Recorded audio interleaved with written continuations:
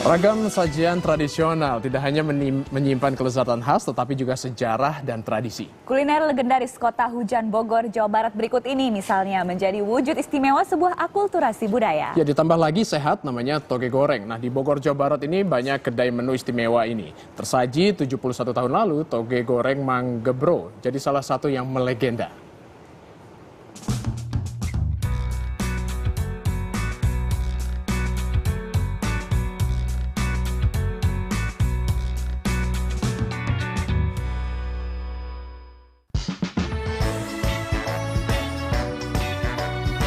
Toge goreng.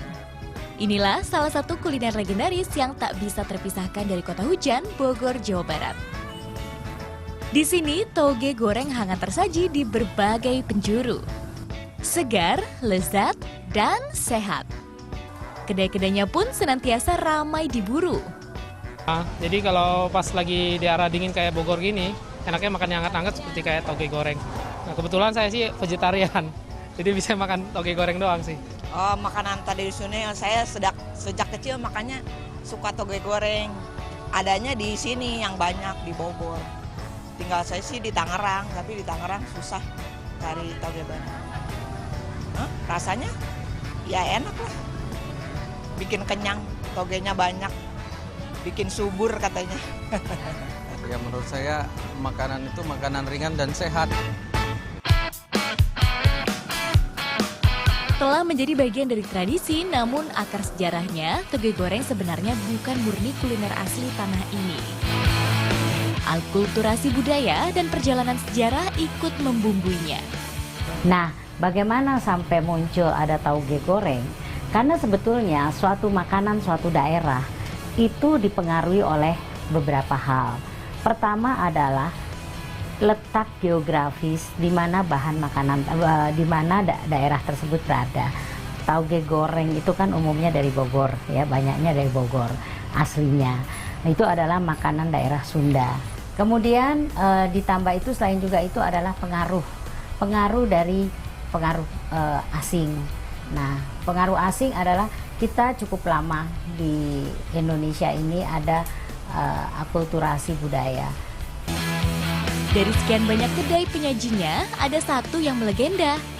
Berusia bahkan lebih tua dari Indonesia. Ini dia warung toge goreng Mang Gebro. Menyaji sejak 71 tahun lalu. Kini pengelolanya telah beralih ke generasi kedua. Namun bumbu, cara memasak, alat meracik, dan kelezatannya semua masih sama dengan ketika almarhum Mang Gebro sendiri yang menyajikannya. Hasilnya, toge dengan tekstur yang masih renyah segar, pas bersalut dengan lekat lezatnya bumbu tauco yang khas.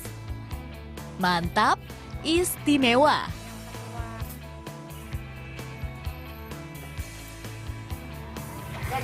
Nah, ini dia keistimewaan dari toge goreng Haji Gebro. Jadi sebenarnya togenya itu nggak digoreng tapi direbus, makanya kandungan gizinya itu masih lengkap. Apalagi dilumuri oleh campuran bumbu tauco yang membuat rasanya semakin lazis.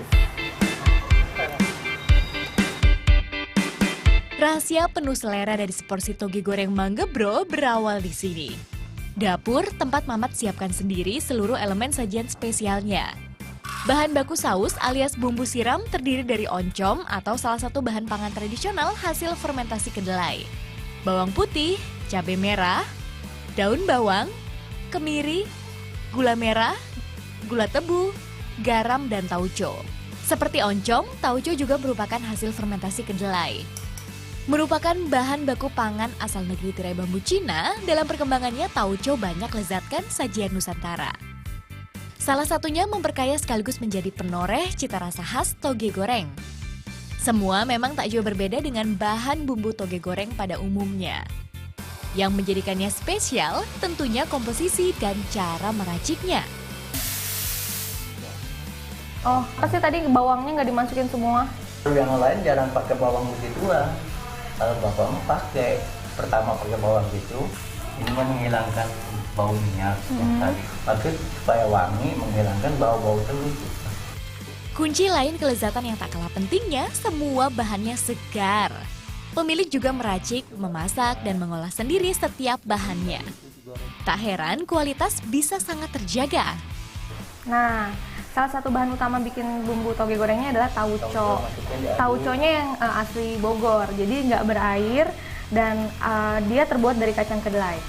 Kita masukin ya.